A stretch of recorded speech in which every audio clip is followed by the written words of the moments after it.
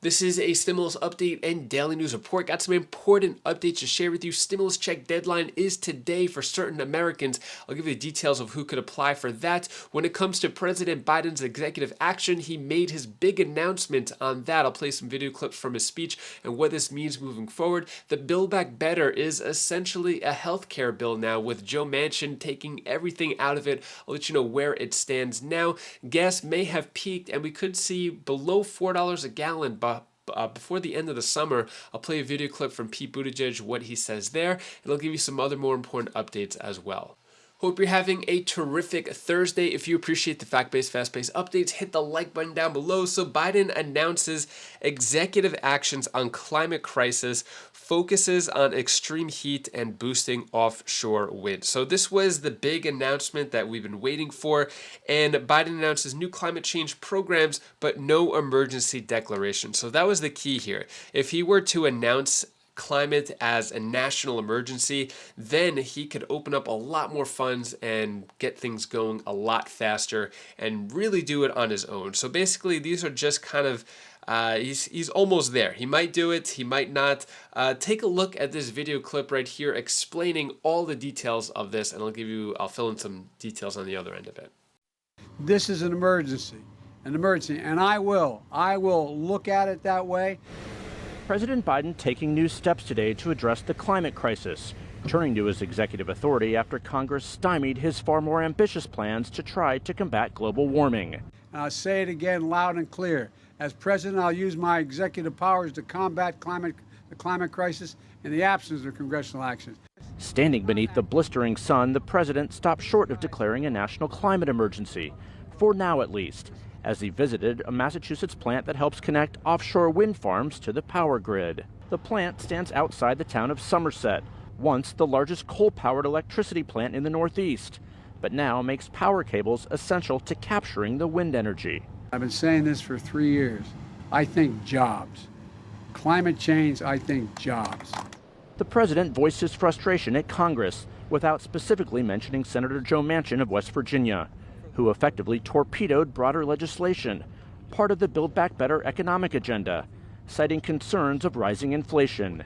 The White House says today's executive actions would create a wind energy area in the Gulf of Mexico, covering 700,000 acres with potential to power more than 3 million homes, and target $2.3 billion in funding for communities most affected by the scorching heat, including providing cooling centers and air conditioning to low-income Americans. These modest steps are the first of many, officials said, as Biden seeks to take the reins of the climate crisis in hopes of showing the world the U.S. is still serious about meeting its goals. Let me be clear. Climate change is an emergency. And in the coming weeks, I'm going to use the power I have as president to turn these words into formal, official government actions through the appropriate proclamations, executive orders, and regulatory power that a president possesses.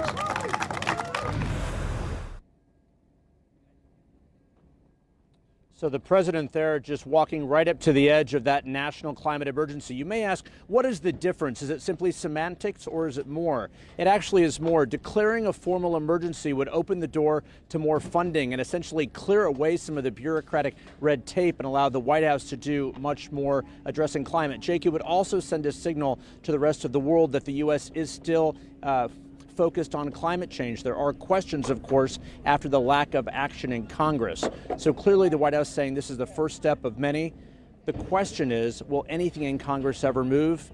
We're now 3.5 months before the midterm elections.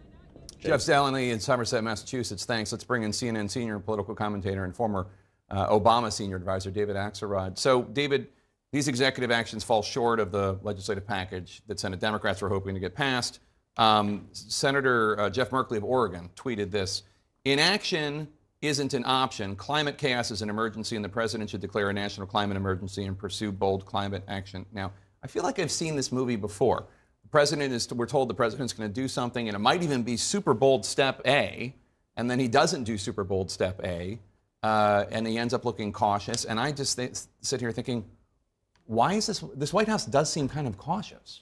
Well, I think it reflects him. I mean, he is an institutionalist, and he doesn't move precipitously. That is his nature. I think they do create a problem for themselves, though. The expectations game has been one that has tripped them up throughout, including from the beginning, this notion that with a 50-50 Senate and a and a closely divided House, that you were going to be able to do things of Rooseveltian magnitude, I think was problematic, because the fact is he's gotten a lot of things done. The Obama administration would have loved to have had that gun bill that he signed, would have loved to have had the infrastructure bill that he signed. If he gets the prescription drug negotiation power for Medicare, that was something Democrats have been talking about for 20 years. But everything seems smaller because the expectations were set perhaps unrealistically high. And the same is true on some of these executive actions. But I don't know what his reasoning is behind not declaring an emergency now. And I would only say, if he's going to do it, get there quickly. Don't dither, do it. I mean, but it's like the entire world is on fire right now. It seems like this would be actually, if you actually think it is a climate emergency, and his language suggests that he does think that, why wouldn't he? I mean, Jeff. Because I'm sure that there are policy discussions within the White House about what the ramifications of each step would be. But again, don't get pushed there. If you're going to go there and make that announcement quickly. So President Biden's job approval rating is at 38%, according to CNN's recent poll, with the midterm elections approaching. That's pretty low. What are your thoughts on this? Is this a good idea, the climate change bill or climate action bill? Let me know your thoughts. Good idea, bad idea?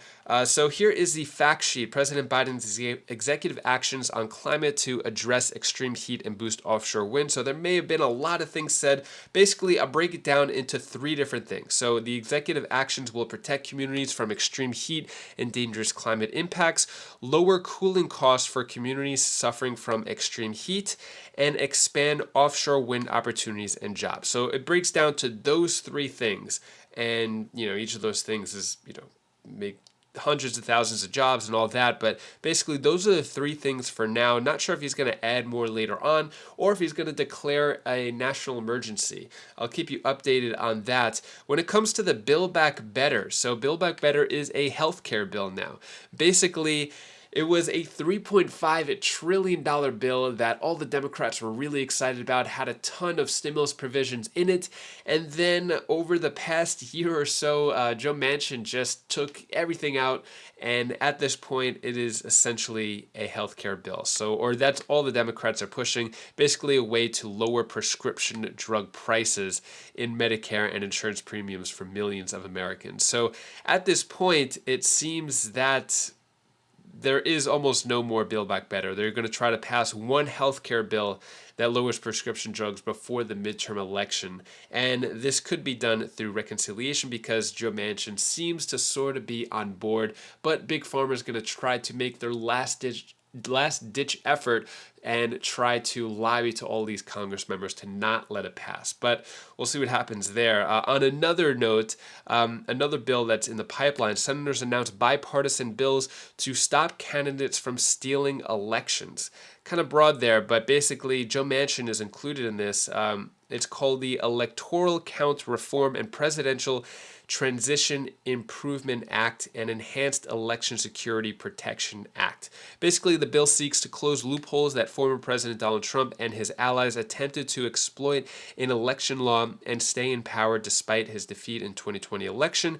The first bill would clarify the vice president's role in counting electoral votes, raise the bar for members of Congress to object, and try to prevent fake slates of electors from interfering in the process. The second, meanwhile, is aimed at protecting election workers. So that's it right there. And it's got Republicans and Democrats in the mix of this. So it should be interesting to hear more about that.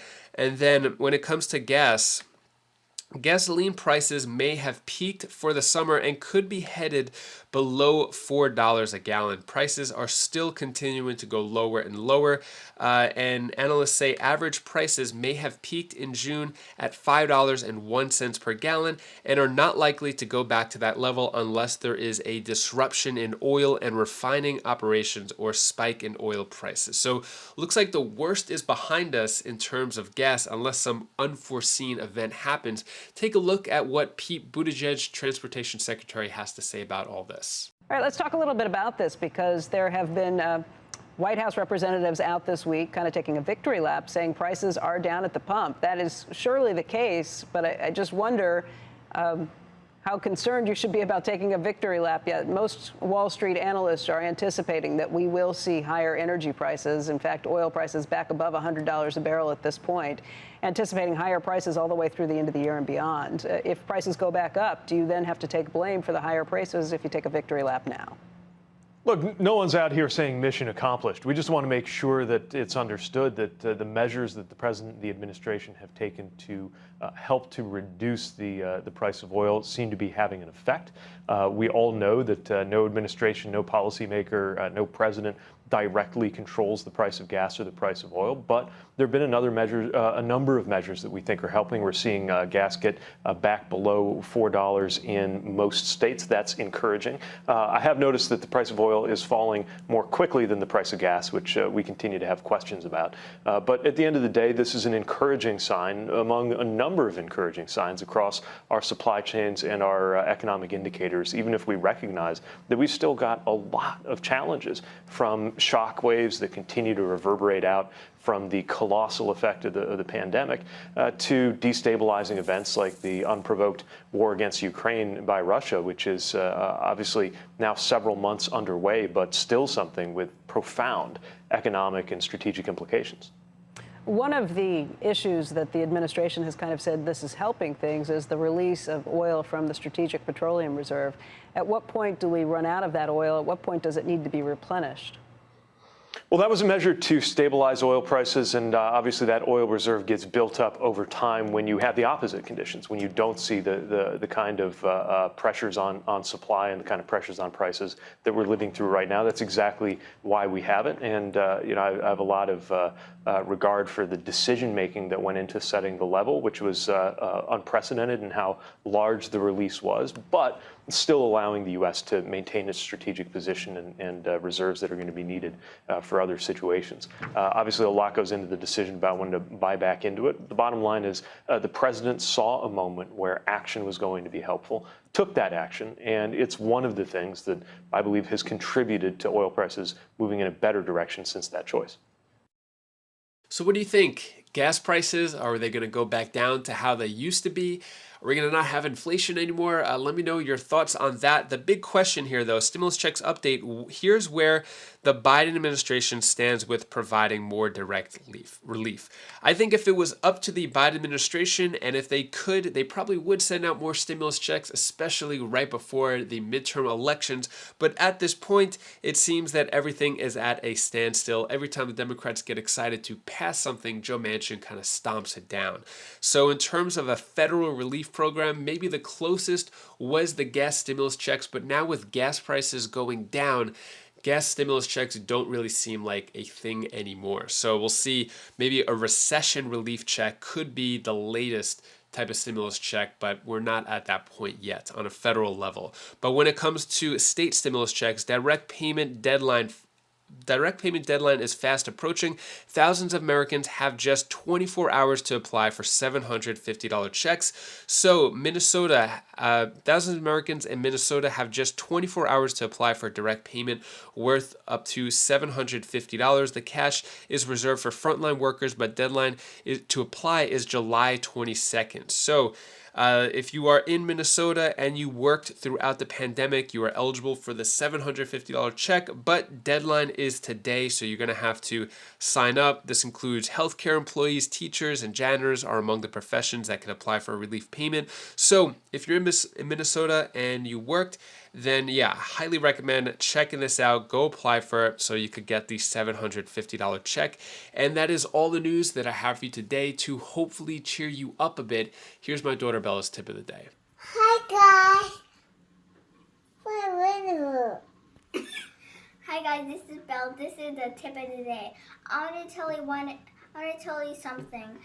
If you can't find a way to do something, then do something that you really want to do that you haven't done. Hi guys. At least if you can't make the first one happen. So that's all I wanted to say. Say bye. Bye.